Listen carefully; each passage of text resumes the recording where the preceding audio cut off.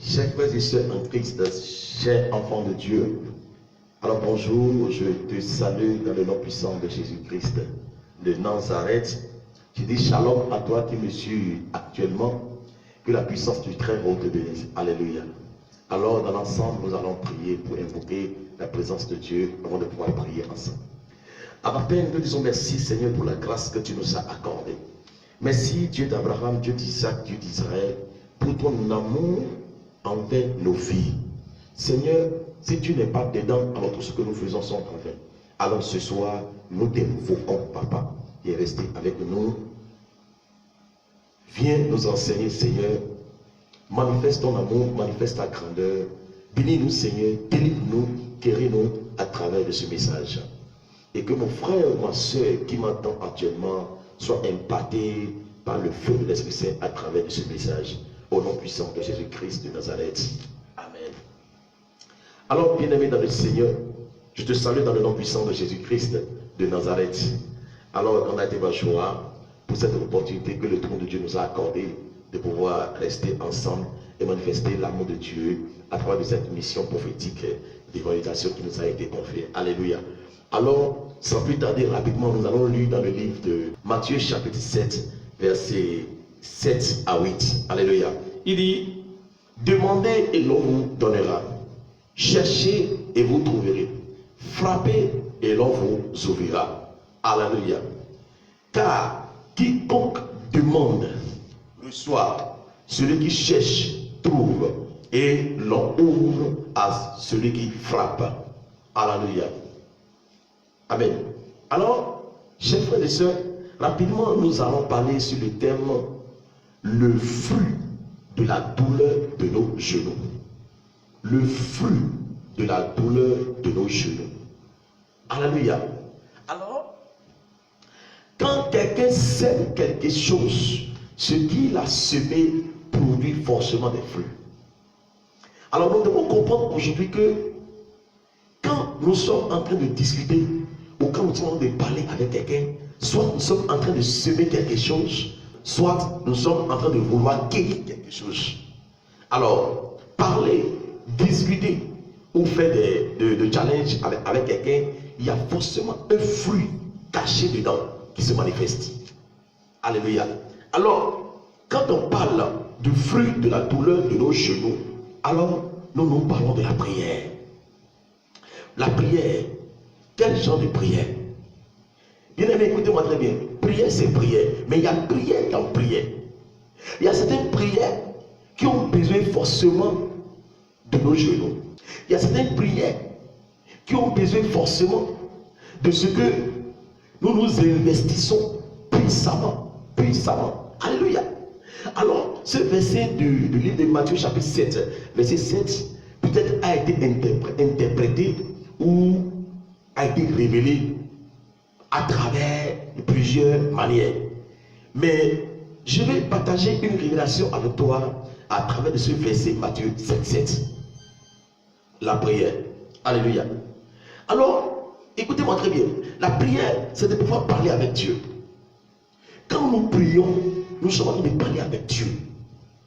Alléluia. Alors, je dis, je m'en vais prier. Je m'en vais prier avec qui? Prier, c'est de pouvoir supplier. La prière, c'est la supplication. Je prie qui?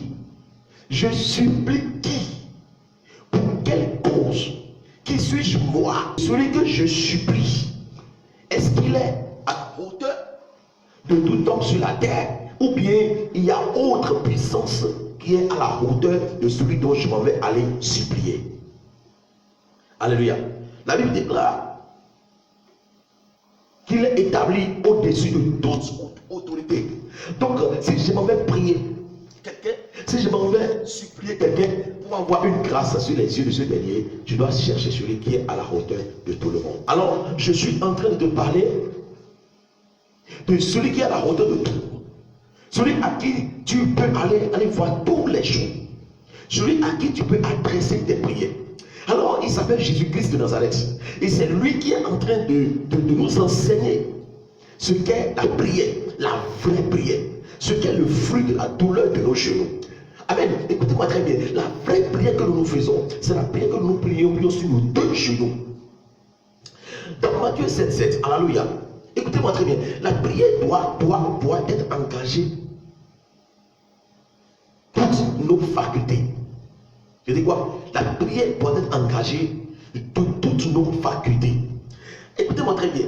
Quand vous voulez prier, quand nous voulons prier, nous devons nous investir. Investissons-nous sérieusement dans la prière. Par quelle manière?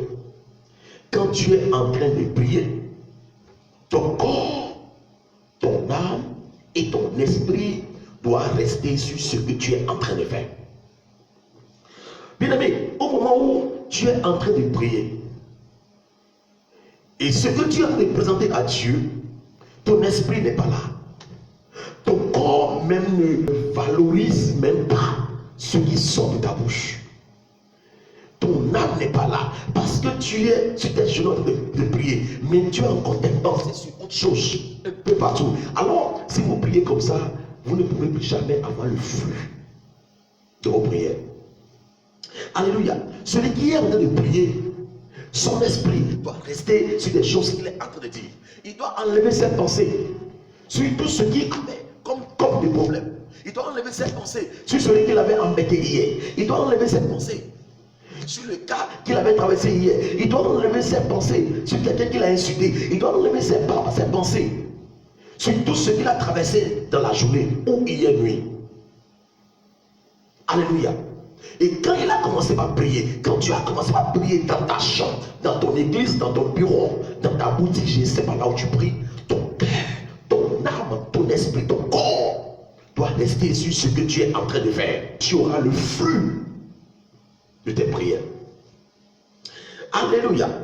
Écoutez-moi très bien. Dans le livre de 1 Jean chapitre 5, verset 15. 1 Jean chapitre 5, verset 15. Alors la Bible a parlé, il dit, et si nous savons qu'il nous écoute quelque chose que nous demandions, nous savons que nous possédons la chose que nous lui avons demandé. Là, la Bible est très claire. Alléluia. Là, la Bible est très claire. Il dit, et si nous savons qu'il nous écoute, comment tu peux être sûr que celui à qui tu parles est en train de t'écouter si ton esprit, ton corps, ton âme n'est pas là, n'est pas présent sur ce que tu es en train de dire? Alléluia. Comment vous êtes en train de vouloir parler avec un président de la République et vous avez votre téléphone, vous parlez avec lui, votre téléphone est en train de sonner, je ne crois pas. Avant que tu entres à la présidence, on t'avait déjà arraché même ton téléphone que tu as acheté avec ton argent. Qu'en est-il de Dieu? La Bible dit, ils sont le cœur des rois. Le cœur des rois se trouve dans ses mains. Qu'en est-il de Dieu qui a créé les rois, qui a créé les présidents, qui a créé moi et toi? Nous voulons parler avec Dieu ou nous laissons nos téléphones allumés. Et au moment où nous commençons à prier, en ce moment le téléphone va commencer à sonner. Comme ça, bien aimé, vous ne pouvez jamais avoir le feu de vos prières. Il dit, et si nous savons qu'il nous écoute, quelque chose que nous demandions, nous savons que nous possédons la chose que nous lui avions demandé. Alléluia. Bien-aimé, est-ce que tu es sûr? Est-ce que tu es sûr que ce que tu es en train de demander à Dieu, Dieu est en train d'écouter? Est-ce que tu es sûr? Bien-aimé, est-ce que tu es sûr? Et au moment où tu es en train de prier, ton esprit est en train de circuler ailleurs. Tu pries quelque part et tes pensées ne sont même pas sur le lieu. Là où tu es en train de prier, laisse-moi te dire les 4 vérités. Tu ne peux pas avoir le flux de tes prières. Alléluia. Si rien n'est entrepris dans la prière, alors rien ne sera gagné. Quand nous prions, si vous n'avez jamais demandé, alors vous ne recevez jamais. Quand on parle de prière, c'est de pouvoir présenter un cas. Alléluia. Quand on parle de la prière, c'est de pouvoir demander quelque chose. Donc, si nous sommes en train de prier, si nous voulons prier, et que nous n'avons pas spécialement un cas comme ça, c'est comme un dossier que nous voulons présenter à Dieu. Et quand je veux prier, je dois dire ça, je dois dire ça, je dois dire ça, je dois dire ça. Nous ne pourrons jamais avoir le flux de nos prières. Alléluia. Je dis, si rien n'est entreprise dans la prière, alors rien ne sera gagné. Aucun joueur, je le dis bien, dans un match de football, sur le terrain, les deux équipes adverses n'ont jamais deux ballons sur le terrain. C'est un seul ballon qu'on met sur le terrain. Et les deux équipes jouent l'un contre l'autre. Amen. L'un contre l'autre. Alors, nous devons prendre un sujet. Et nous allons nous investir sur ce sujet. Seigneur, voilà ce que je veux. Alléluia. Je veux, Seigneur. C'est ça qu'on a demandé. Seigneur, je veux que tu me bénis. Je veux que tu me protèges. Je veux que tu me guérisses. Je veux que tu me délivres. Je veux que tu me donnes la promotion. Je veux que tu me prends comme ton serviteur ou servante. Comment nous nous demandons facilement en fait. Nous passions des années, nous passons des mois dans des prières, nos genoux, nous faisons tous ces tracas. Et tous ces tracas que nous faisons là, nous donnons rien.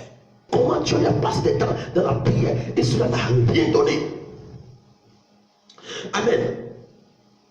Dans le livre de Jacques, chapitre 4, verset 3, il dit, vous demandez et vous ne recevez pas parce que vous demandez mal.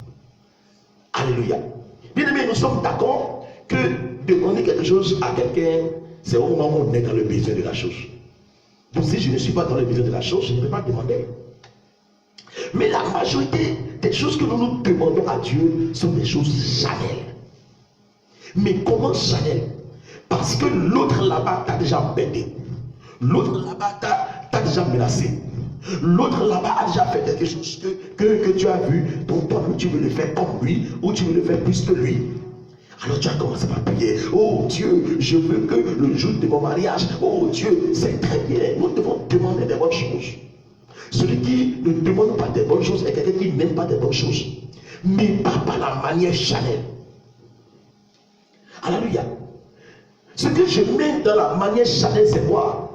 Il y a des prières que moi, comme nous avons eu à présenter à Dieu pendant des années, et Dieu n'a rien dit dans ces prières.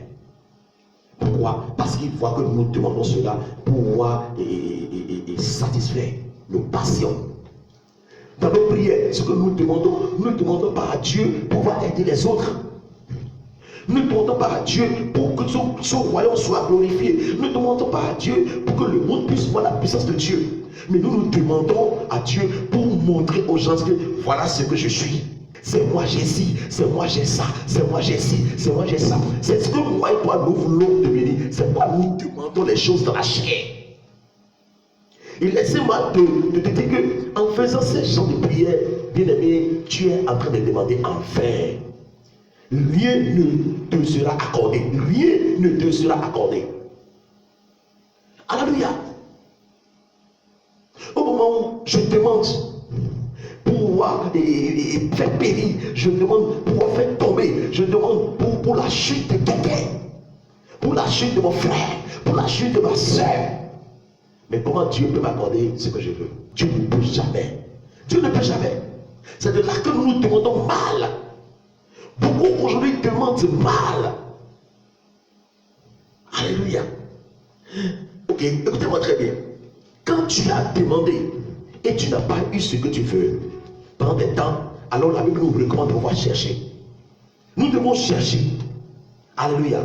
Je dis quoi? Nous devons chercher. Dans le livre de Luc chapitre 10, Luc 19 verset 10. Luc 19 verset 10, il dit, car le Fils de l'homme est venu chercher et sauver ce qui était perdu. Car le Fils de l'homme est venu chercher. Le Fils de l'homme est venu chercher et sauver ce qui était perdu. Alléluia. Tu cherches parce que tu n'arrives pas à comprendre. Tu ne connais pas là où se trouve la solution de ce que tu traverses. C'est la raison pour laquelle tu dois chercher. Quand tu as demandé et tu n'as pas eu, alors il faut chercher. Mais la réponse de mes prières se cache où? Pourquoi ce que je demande depuis, je n'ai pas eu la réponse? Là, maintenant, il faut chercher. Amen. Et nous allons prendre comment Daniel a pu chercher et Daniel a eu facilement. Dans le livre de Daniel chapitre 2, verset 19 à 20. Alléluia. Daniel chapitre 2, verset 19 à 20. Rapidement, la Bible dit, il dit, alors le secret fut révélé à Daniel dans une vision pendant la nuit. Et Daniel bénit le Dieu des cieux. Alléluia. Le verset 20. Le verset 20. Daniel prit la parole et dit, béni soit le nom de Dieu, d'éternité en éternité. À lui appartiennent la sagesse et la force. Bien aimé, au moment où le roi Nebuchadnezzar avait fait une vision, il a fait un rêve, pardon, et quand il a fait le rêve, il ne comprenait pas le sens du rêve. Alors, il a appelé les magiciens, il a appelé les spécialistes je ne sais pas, de la loi, il a appelé beaucoup des sages de Babylone. Alléluia. Il les a appelés tous en réunion. Et il a commencé par leur poser la question, cherchez-moi la solution du rêve que j'ai fait. J'ai rêvé. Et dans mon sommeil, voilà ce que j'ai vu, voilà ce que j'ai vu, voilà ce que j'ai vu. Mais mes chers, qu'est-ce que cela veut dire? Personne n'a eu la solution. Personne. Je vous dis, chers les en Christ, qu'ils étaient incapables de pouvoir donner la solution. En ce moment, le roi était fâché, ou le roi a ordonné. Le roi a ordonné. Le roi cherchait à comprendre. Il n'a pas pu lui donner la solution. Le roi cherchait. Alléluia. Le roi, il y a une différence entre le rêve et la vision. Le roi a fait le rêve. Maintenant, il faut quelqu'un qui va donner la solution, l'explication du rêve. Alléluia. Alors le roi était fâché. Le roi Nebuchadnezzar était fâché, ou le roi a ordonné que je tue tous les sages, les magiciens, les astrologues, les astrologues. Le roi, on tue tout le monde. On doit tuer tout le monde. Ils ont commencé par compter une grande réunion pour tuer. Et voilà maintenant que le premier ministre du roi était allé voir Daniel. Daniel, on doit vous tuer parce que voici le problème que le roi a. Personne n'a donné la solution. La Bible dit, Daniel a dit, permettez-moi d'aller voir le roi. Je parlerai avec le roi. Et mon Dieu qui a créé le ciel et la terre va expliquer cette vision au roi. Alléluia. La Bible dit que David est allé vers le roi. Pardon, Daniel est allé vers le roi. Et arrivé là-bas, Daniel a dit, roi, c'est impossible aux hommes, mais ce n'est pas impossible à mon Dieu. J'irai devant mon Dieu et mon Dieu va nous révéler le rêve. Bien aimé, en bref, la Bible dit que Daniel est allé devant Dieu. Daniel a appelé ses trois amis, Shadrach, Meshach et Abednego. Et Daniel est entré dans sa chambre avec ses trois amis. Et ils ont commencé par prier. Ils ont commencé par prier. Et quand ils ont fini de prier maintenant, ils n'ont rien entendu. Après ça, de prier, ils se sont couchés. La Bible dit que dans le sommeil, Dieu a révélé la vision du rêve du roi à Daniel. Donc quand on dit chercher, c'est que tu as beaucoup prié, tu n'as rien entendu, rien ne s'est produit, rien ne s'est passé. Maintenant, après avoir prié, bien aimé, couche-toi et dis, Seigneur, révèle-moi quelque chose que je n'arrive pas à comprendre. Je veux voir, je veux comprendre. C'est fini. Quand tu demandes, tu es en train de demander quelque chose à prendre. Mais quand tu veux chercher, Seigneur, il y a telle chose que je ne comprends pas, dont je vais avoir la compréhension.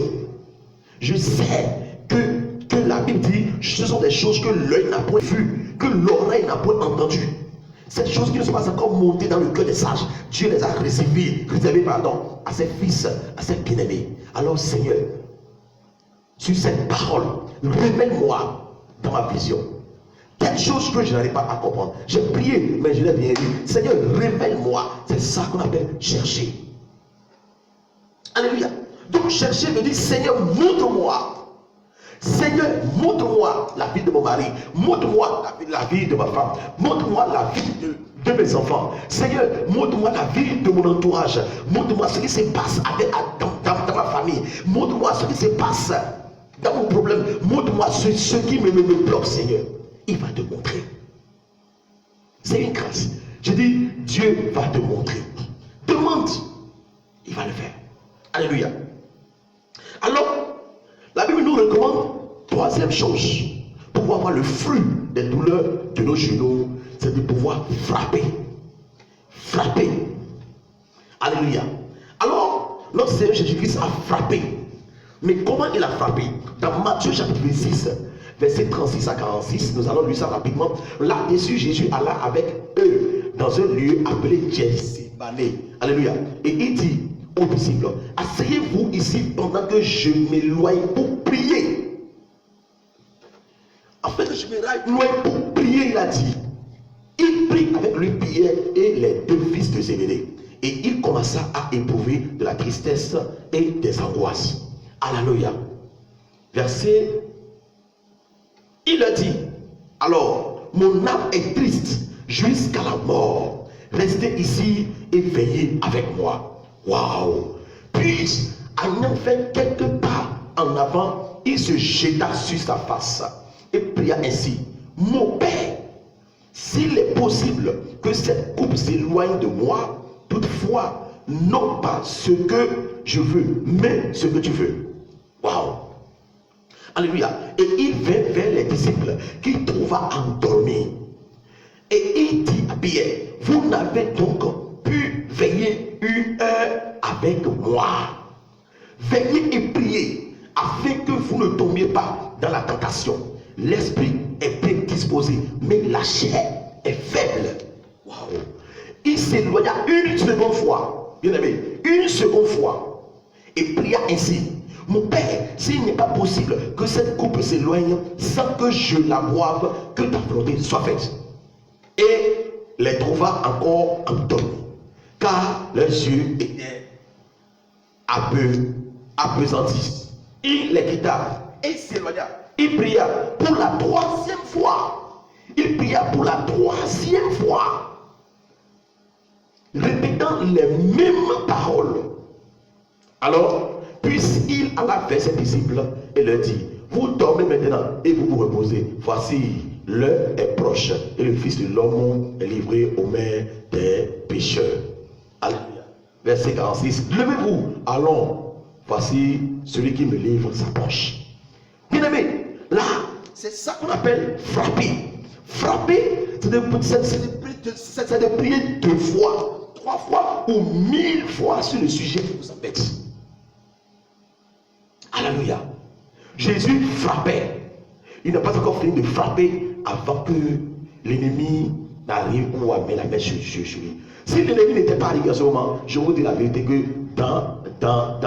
sur la montagne de Gethsémane, Jésus va les affronter physiquement. Alléluia.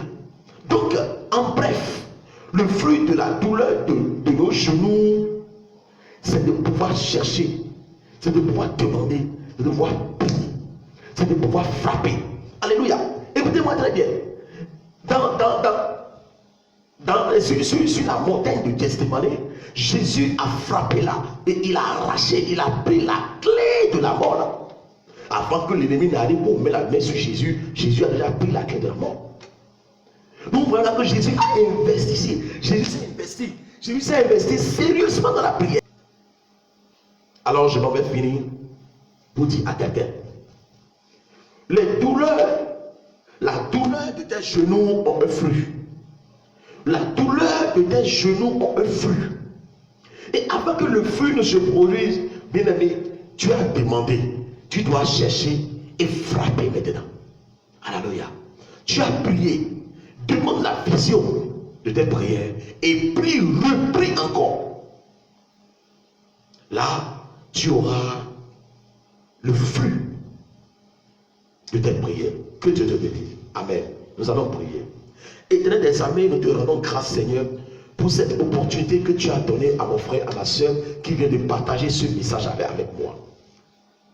Seigneur, je suis rempli de joie pour cette grâce que mon frère, ma soeur, qui m'écoute, que mon frère, ma soeur, qui prie avec moi actuellement, a reçu de la part de l'Esprit Saint. Ta parole déclare dans le livre d'Hébreux que, homme sans la foi, il est impossible d'être agréable à Dieu. Je prie pour sa vie, je prie pour son foyer, je prie pour ses activités, je prie pour le salut de son âme. Seigneur, je t'en supplie. Et moment mon frère s'est mis sur ses 2 genoux, mon frère va se mettre sur ses 2 genoux pour pouvoir t'invoquer Jésus-Christ, pardon, exauce ses prières. Nous savons très bien que celui à qui nous allons demander, c'est toi. Celui à qui nous allons adresser nos prières, c'est toi. Abba Père, merci parce que tu nous as exaucés. Merci parce que tu as sauvé mon frère, ma soeur. Merci Seigneur parce que tu es resté avec nous. Merci Seigneur de ce que tu nous as donné, la révélation pour pouvoir désormais bien prier, pour pouvoir désormais bien parler avec toi. Que ton nom soit béni, Papa. Merci pour la disponibilité de tes anges que tu as disposé pour nous. Que ton nom soit béni au nom puissant de Jésus-Christ. Amen. Bien-aimé, merci beaucoup. Que Dieu nous bénisse. Bye bye et à la prochaine.